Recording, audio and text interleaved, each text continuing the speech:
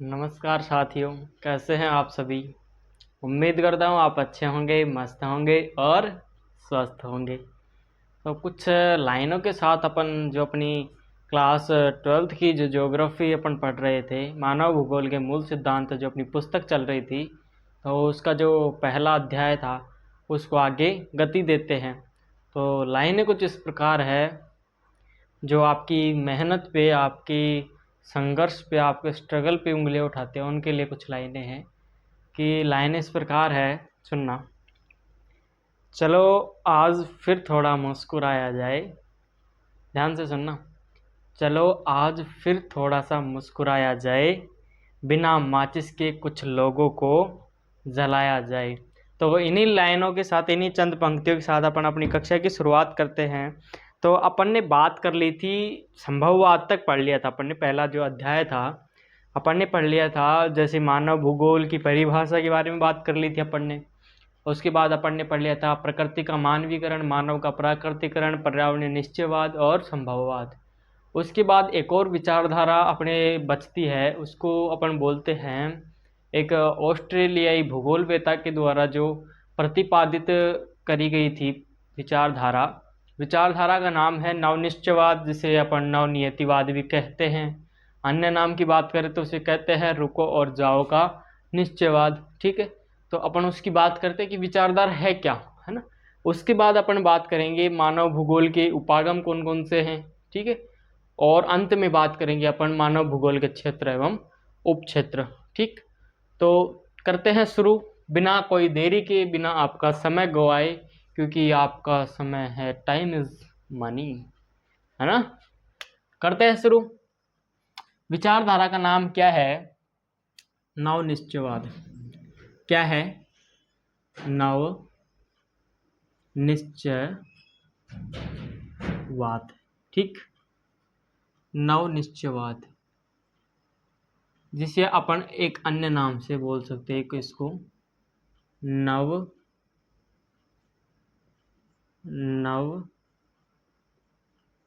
नियतिवाद। नवनियतिवाद, ठीक है। एक नाम बोल दे, रुको और जाओ निश्चयवाद। रुको और जाओ का निश्चयवाद। ठीक है, निश्चयवाद। कितना क्लियर? अभी तो बताया कहाँ पे है जो क्लियर होगा, है ना। हो गया। अब आपके मन में प्रश्न होगा, भाई इसके अंदर होगा क्या। एक बार फटाफट से मौखिक बता देता हूँ आपको, जिससे कि लिखते टाइम आपको पढ़ते ही समझ में आ जाएगा विचारधारा कहना क्या चाह रही है। ठीक है, बात करें अपन नवनिश्चयवाद की, तो जो इस विचारधारा के प्रणेता थे, प्रतिपादक करने वाले व्यक्ति थे, वो थे एक ऑस्ट्रेलियाई भूगोलवेता, जिन विद्वान का नाम है ग्रिफिथ टेलर। क्या नाम है विद्वान का? Griffith Taylor. जिन्होंने नवनिश्चयवाद की जो संकल्पना थी, जो विचारधारा थी, वो दी थी। वो किस संदर्भ में दी थी, क्या आवश्यकता पड़ी इस विचारधारा को देने की, भाई किस कारण से इसको दिया गया विचारधारा को, भाई कुछ कारण रहा होगा तभी तो विचारधारा आई, है ना। तो इसका कारण क्या था कि जब पर्यावरणीय निश्चयवाद में प्रकृति सर्वोपरि थी, उस टाइम पे क्या था कि मानव प्रकृति के अनुसार रहता था, प्रकृति को बिना प्रभावित करे स्वयं को प्रकृति के अनुसार ढाल लेता था। उसके बाद स्थिति आती है अपने संभववाद की। ठीक है, संभववाद में क्या होता है कि जैसे जैसे मानव को अवसर प्रदान करती है प्रकृति, तो मानव उससे क्या करता है, प्रौद्योगिकी का निर्माण कर लेता है, टेक्नोलॉजी को विकसित कर लेता है। तो उसके बाद वो क्या करता है, प्रकृति को अपने वश में करना चाहता है, प्रकृति को अपने काबू में करना चाहता है, और प्रकृति उसका क्या करती है, विरोध करती है, अर्थात मानव का विनाश शुरू कर देती है। इसमें क्या होता है कि संभववाद वाली स्थिति में, विचारधारा में, मानव क्या होता है, सर्वोपरि होता है। ठीक है, पर्यावरण निश्चयवाद में प्रकृति सर्वोपरि, संभववाद में मानव सर्वोपरि। तो इन दोनों विचारधाराओं में क्या था, आपस में टकराव हो जाने के कारण, तो उनके मध्य का मार्ग परिलक्षित करते हुए ग्रिफिथ टेलर ने यह विचारधारा प्रस्तुत की।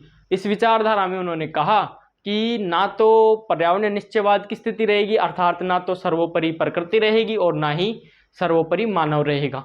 उन दोनों के बीच में क्या रहेगी, मध्यस्थता रहेगी।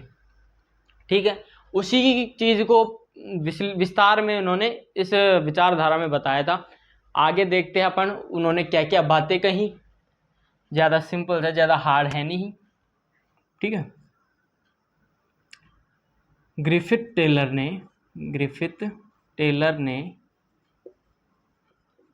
ने पर्यावरणीय निश्चयवाद का एक अन्य नाम भी आपको बताया था मैंने, नियतिवाद, है ना, ने नियतिवाद और संभववाद के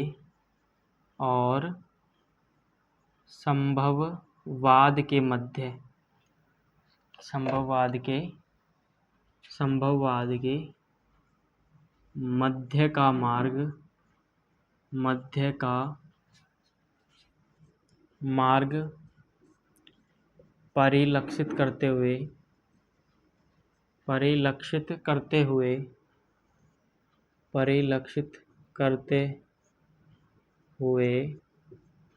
यह संकल्पना दी, ठीक है, हुए यह संकल्पना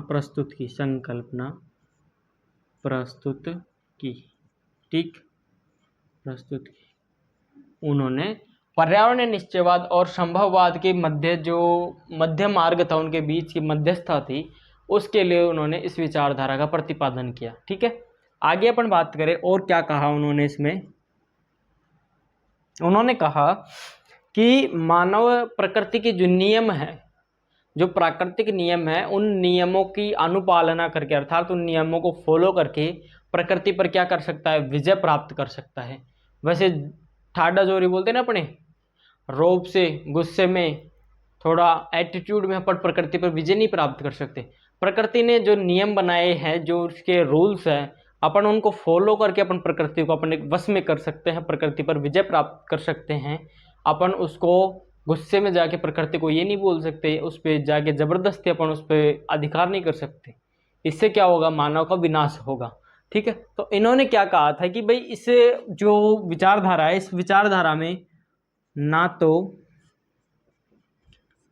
तो यहाँ पे पहले लिख लेना, इस विचारधारा में या इसमें, ठीक है, इसमें ना तो नितांत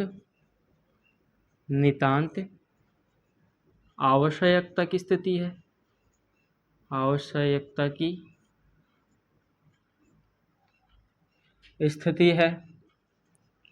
और ना ही नितांत स्वतंत्रता की दशा, ना ही नितांत स्वतंत्रता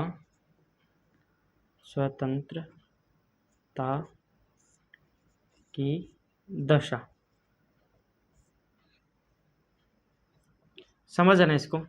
उन्होंने कहा कि ना तो इस विचारधारा में नितांत आवश्यकता की स्थिति और ना ही नितांत स्वतंत्रता की दशा है। नितांत आवश्यकता से तात्पर्य है निश्चयवाद, पर्यावरणीय निश्चयवाद या नियतिवाद, ठीक है। नितांत आवश्यकता से तात्पर्य है, अपन कहें तो पर्यावरणीय निश्चयवाद, ठीक है। नितांत स्वतंत्रता से तात्पर्य है संभववाद। आया समझ। अर्थात जो ये दोनों लाइनें हैं, दोनों सेम है, पर अधिकांश क्या होता है, कई बार ये पूछता है, ये देखिए शब्द नितांत आवश्यकता और नितांत स्वतंत्रता, उसमें क्या होता है कि कन्फ्यूजन पैदा होने वाली चीज़ है ये, कि अधिकांशतः आपको ये पता नहीं होता है, कि अधिकांश जो स्टूडेंट्स होते हैं उनको ये पता नहीं होता है कि भाई नितांत आवश्यकता की स्थिति किसे कहा जाता है। वो इस चीज़ को अलग वे में लेता है, वो देखता है भाई नितांत आवश्यकता की स्थिति अलग चीज़ है। वैसे देखा जाए तो नितांत आवश्यकता की जो स्थिति है वो अक्सर क्या होती है, वास्तव में क्या होती है, रियल में होती क्या है, वो नियतिवाद को नितांत आवश्यकता की स्थिति कहा जाता है। और अगर अपन बात करें नितांत स्वतंत्रता की जो दशा होती है, जो स्थिति होती है, उसे संभववाद कहते हैं। सिंपल सा है, जो कि आपको पता है, संभववाद और पर्यावरणीय निश्चयवाद, ठीक है। आगे उन्होंने क्या कहा, मानव प्राकृतिक नियमों की नियमों की अनुपालना करके प्राकृतिक नियमों के अनुपालन अर्थात प्राकृतिक नियमों को जो प्रकृति के द्वारा जो बनाए गए रूल्स हैं उनको फॉलो करके प्राकृतिक नियमों की अनुपालना करके प्रकृति पर विजय प्राप्त कर सकता है। ठीक है, आया समझ भाई? अगर प्रकृति ने जो अपने को नियम बना के दे रखे हैं, जो प्रकृति ने नियम बना रखे हैं, उनको अगर अपन फॉलो करें, उसके अकॉर्डिंग अगर अपन चलते हैं, उन नियमों की अनुपालना करते हैं, तो अपन प्रकृति पर विजय प्राप्त कर सकते हैं। ठीक है, आगे अपन देखें। अब इसके लिए उन्होंने कुछ जैसे यातायात चौराहों पे जो बत्तियों के द्वारा जो संकेत होते हैं, रेड लाइट, ग्रीन लाइट और येलो लाइट, उसके द्वारा जो संकेत होते हैं भाई, रेड लाइट का मतलब क्या होता है? यातायात चौराहों पे अभी सिटी वगैरह में देखे हो आप, कहीं रेड लाइट हो रही है, फिर थोड़ी देर बाद येलो लाइट हो जाएगी, फिर ग्रीन लाइट हो जाएगी, तो उनके अपने अपने संकेत हैं। भाई रेड लाइट का काम क्या है? क्या संकेत देना है भाई? रुकने का, है ना? रेड लाइट का संकेत क्या है? रुकने का। ठीक है, ग्रीन लाइट का क्या है? जाने का। ठीक, वही स्थिति है कि भाई जो येलो लाइट आती है उसमें क्या करना होता है कि भाई जो दोनों के बीच की स्थिति है, रेड और ग्रीन के बीच में जो स्थिति होती है, जो अंतराल होता है, उसके अंदर अपने को क्या होता है? तैयार होना होता है। ठीक है, ये है उसके अंदर नियम थे। ये अपन ने जैसे यातायात चौराहों पे देखा होगा, ये नियम होते हैं भाई। ग्रीन का मतलब क्या होता है? जाना, रेड का मतलब होता है रुकना। तो उसी चीज को समझाते हुए, उसी बेस पे ग्रिफिथ टेलर ने उसी भाषा में आसान करने के लिए उन्होंने यही उदाहरण लिया है। उन्होंने यही बत्ती वाला उदाहरण लिया है। उन्होंने भी जैसे इसको समझाया है, नवनिश्चयवाद की संकल्पना को समझाया है, उन्होंने भी इसी वे में समझाया है, 3 बत्तियों के द्वारा, लाल बत्ती, हरी बत्ती और पीली बत्ती, जिसे अपन एम्बर लाइट भी बोलते हैं ना, एम्बर लाइट। तो उसकी बात कर लेते हैं अपन। इसको कर देता हूँ मैं साफ, है ना, फटाफट से। फिर अपने रहेंगे उपागम और उपक्षेत्र, क्षेत्र उपक्षेत्र मानव भूगोल के बस चैप्टर कंप्लीट। फिर अपना सेकंड चैप्टर स्टार्ट हो जाएगा, है ना। उन्होंने 3 लाइट्स के माध्यम से चीज को अपने को समझाने की कोशिश की है। किस प्रकार से वो लाइट देखना, पहली दे दी उन्होंने लाल बत्ती, रेड लाइट। ठीक, सेकंड उन्होंने दे दी अपने को पीली या एम्बर। ओके ओके, पीली बत्ती दे दी।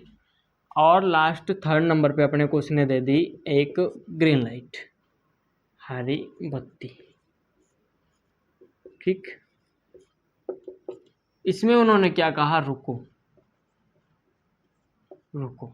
इसमें क्या कहा उन्होंने? जाओ। सिंपल सा है। उन्होंने जैसे अपने ट्रैफिक रूल्स में पढ़ा है ना, रेड रुकनो, रुको, है ना, रुकने का, ग्रीन मतलब जाने का, गो, है ना। उसी प्रकार जैसे अब आप बोलोगे सर एक भूल गए क्या, है? देखा होगा अभी आपने, भूला नहीं हूँ, अच्छे से समझ में आएगा। अब सुनो, लाल का मतलब रुको, ग्रीन का मतलब जाओ, पीली का जो एम्बर लाइट है इसका मतलब होता है कि लाल और हरी बत्ती के बीच जो अंतराल है, लाल और हरी बत्ती के बीच जो अंतराल है उसमें रुककर तैयार होना। ये है अपनी एम्बर लाइट का नियम। भाई ये संकेत करते, पीली बत्ती का संकेत क्या है? लाल और हरी बत्ती के बीच जो अपने को अंतराल मिलता है, जो समय, जो टाइम गैप मिलता है, उसमें रुककर अपने को क्या होना है?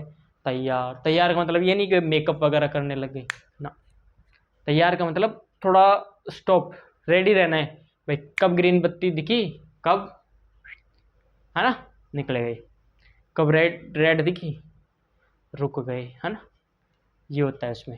अब ये मत समझना, बाल वाल सेट वेट तो करते ही हैं, मेकअप वगैरह का मत समझ लेना ना उसमें, ये चीज़ें ध्यान रखने वाले। आगे अब आपको इसमें कुछ शब्द दिख रहे होंगे, रुको, जाओ, दो शब्द दिख रहे हैं भाई। अपन बोले भाई इस निश्चयवाद, जो नव निश्चयवाद की जो संकल्पना है, इसमें दो शब्द देखने को मिले अपने को, एक तो जाओ और रुको, दो शब्द मिले, ठीक। किसी ने पूछा कि मैं इसको ये भी बोल सकता हूँ क्या, रुको जाओ की संकल्पना भी है सर, मैं बोल सकता हूँ ना इसको भाई, इसमें ये शब्द आ रहे हैं अपने पास, जाओ और रुको, रुको और जाओ, तो मैं इसको ये बोल सकता हूँ, रुको और जाओ। मगा बोल सकता है, बोल, फुल छुट्टी है तेरे पास, चिल मार, बोल सकता है यार, तू बोल, अपना भाई है पीछे, है ना। तो ग्रिफिथ टेलर ने बोला, उनसे पूछा किसी ने, सर मैं इसको ये भी बोल सकता हूँ क्या, मेरे को पल्ले नहीं पड़ रहा, समझ में नहीं आ रहा ये चीज़ें, नव निश्चयवाद दिक्कत होती है बोलने में, तो मैं इसको अपने वाली भाषा में बोल सकता हूँ, रुको जाओ की संकल्पना। हाँ, ग्रिफिथ टेलर ने बोला, अरे भाई बोल यार, तू क्यों टेंशन ले रहा है, बोल, दिल खोल के बोल, मुंह खोल के बोल, बोल पर। तो उन्होंने क्या नाम दिया एक और इसे, रुको और जाओ की संकल्पना, जाओ की संकल्पना। एक नाम और आ गया अपने पास, है ना, नवनिश्चयवाद। उसके बाद क्या आया था, नवनियतिवाद। एक नाम क्या आ गया, रुको और जाओ की संकल्पना। आ गया इतना क्लियर, इतना क्लियर। तो बच्चों नवनिश्चयवाद आपके कंप्लीट, है ना। आगे अपन बात करेंगे मानव भूगोल के उपागम। मानव भूगोल के उपागम, उनकी समयावधि कितनी थी भाई, कौन किस समय पे, किस टाइम पे कौन से उपागम का विकास हुआ था मानव भूगोल में, उनकी अपन बात करेंगे, है ना। तो देखो, एक तरफ मैं लिख देता हूँ समयावधि, ठीक है, यहाँ पे लिख देता हूँ समयावधि, समया, है ना। और इस साइड पे लिख देता हूं मैं उपागम, उपागम, उपागम। क्लियर। बेसिक्स चीज है कि आपको मैं बता दूं कि मानव भूगोल में कितने उपागम थे, 6। कितने थे, 6, है ना, 6। पहला उपागम क्या, अगर अपन बात करें पहला उपागम, देखिए पहला उपागम है कौन सा, तो पहला उपागम है आरंभिक, आरंभिक, आरंभिक उपनिवेश युग। क्या है, आरंभिक उपनिवेश युग, आरंभिक उपनिवेश युग, ठीक, ठीक है ना, आरंभिक उपनिवेश युग। अब इसमें कौन से उपागम का विकास हुआ था, तो अपन कहेंगे सर इसमें हुआ था उपागम का, मैं बताऊंगा ये, सर मैं बताऊं कौन से उपागम को हुआ था, तू बता। उपागम कौन सा था इसमें, उपागम था अन्वेषण और विवरण। कौन सा था, अन्वेषण और विवरण, अन्वेषण और विवरण, ठीक, विवरण हो गया उपागम। सेकंड मैं बोलूं उपागम का नाम उत्तर उपनिवेश युग, है ना, उत्तर उपनिवेश युग, उत्तर उपनिवेश युग, ठीक। इसमें किसका हुआ था, तो अपना जवाब रहेगा प्रादेशिक विश्लेषण, प्रादेशिक विश्लेषण, प्रादेशिक विश्लेषण आ गया। थर्ड नंबर पे देखिए अपन अंतर युद्ध अवधि के बीच, अंतर युद्ध अवधि के बीच 1930 का दशक, है ना। इसमें किसका हुआ था, तो इसमें हुआ था क्षत्रिय विभेदन, क्षेत्रीय विभेदन, क्षेत्रीय विभेदन। ठीक। 4th नंबर पे बात करें 1950 के दशक के अंत से 1960 के दशक के अंत तक इस टाइम पीरियड में कौन से उपागम का विकास हुआ था? उस उपागम का नाम है स्थानिक वितरण,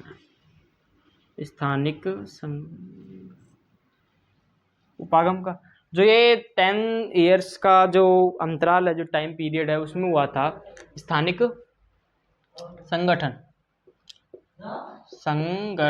स्थानिक संगठन उपागम का विकास हुआ था। एक है अपना सेकंड लास्ट 5th नंबर का 1970 का जो दशक था, 70 के दशक में हुआ था। 3 विचारधाराएं आती है अपनी इसमें, कौन कौन सी है? मानवतावादी, आमूलवादी और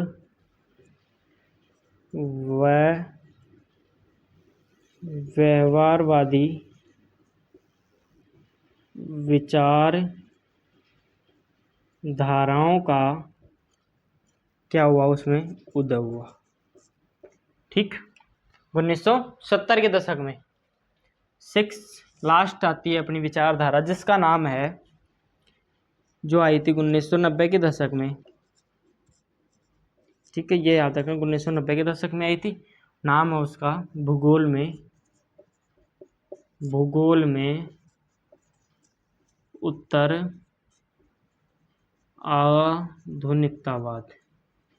आधुनिकतावाद। ये अपने हो गए 6 उपागम और उनकी समयावधि। ठीक। आगे अपन बात करें मानव भूगोल के क्षेत्र और उनके उपक्षेत्रों की, तो फटाफट से देख लेते एक बार उनको भी।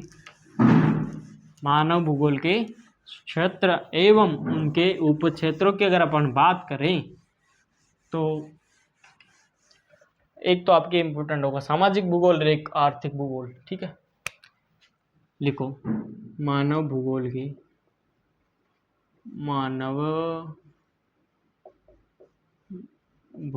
के क्षेत्र एवं उनके उपक्षेत्र, है ना, एवं उनके उपक्षेत्र। ठीक। इधर लिखूंगा मैं क्षेत्र और इस साइड पे लिख दूंगा मैंने उपक्षेत्र। ठीक, क्षेत्र और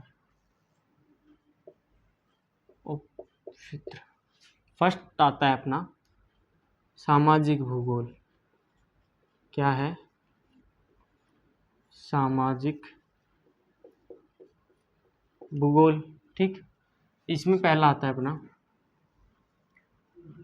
व्यवहारवादी भूगोल।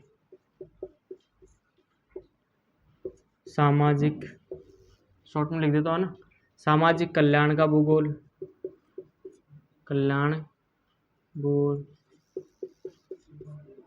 ठीक।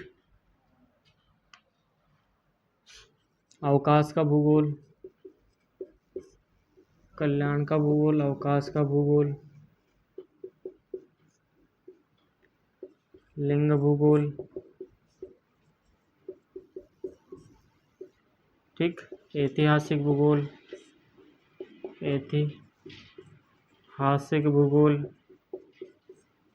ठीक। आता है सांस्कृतिक भूगोल,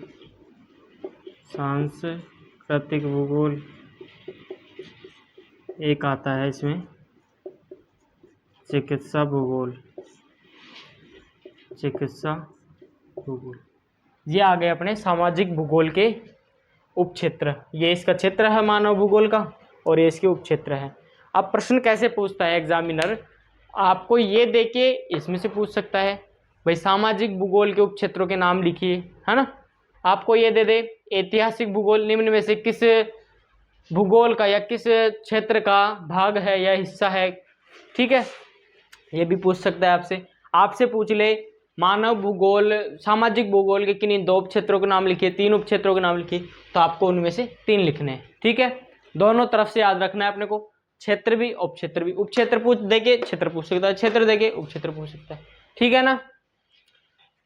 आगे आता है एक अपना नगरीय भूगोल। नगरीय भूगोल, इसका कोई उपक्षेत्र नहीं है।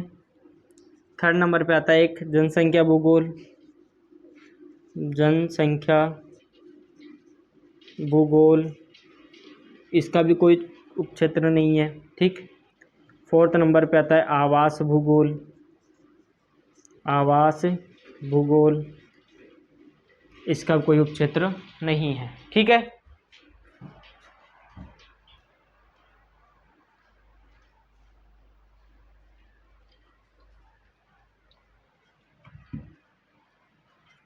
आवास भूगोल का भी कोई क्षेत्र नहीं है। इनको मैं ऊपर लिख देता हूँ, दिखेगा नहीं यहाँ से, ठीक। नगरीय भूगोल का कोई उपक्षेत्र नहीं है, जनसंख्या भूगोल का कोई उपक्षेत्र नहीं है, आवास भूगोल का भी कोई उपक्षेत्र नहीं है, ठीक है। आगे अपन देखें, यहाँ पे लिख देता हूँ मैं। 3rd नंबर पे आता है जनसंख्या भूगोल। जनसंख्या भूगोल, है ना, इसका कोई उपक्षेत्र नहीं है, ठीक। आता है आवास भूगोल। आवास भूगोल, इसका कोई उपक्षेत्र नहीं है। एक आता है राजनीतिक भूगोल। राजनीतिक भूगोल, इसके 2 उपक्षेत्र हैं। एक आता है निर्वाचन भूगोल, ठीक, एक निर्वाचन भूगोल, और एक आता है सैन्य भूगोल। एक आता है सैन्य भूगोल, ठीक। एक लास्ट आते हैं अपने आर्थिक भूगोल। आर्थिक भूगोल, इसके उपक्षेत्र आते हैं।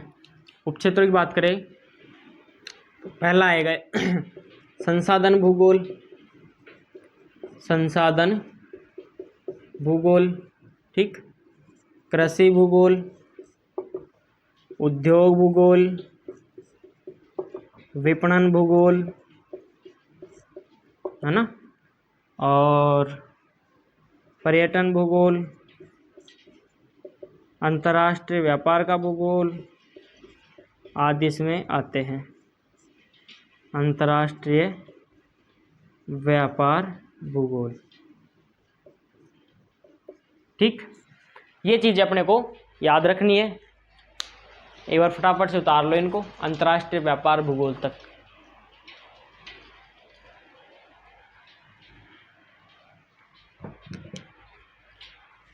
चैप्टर कंप्लीट अपना।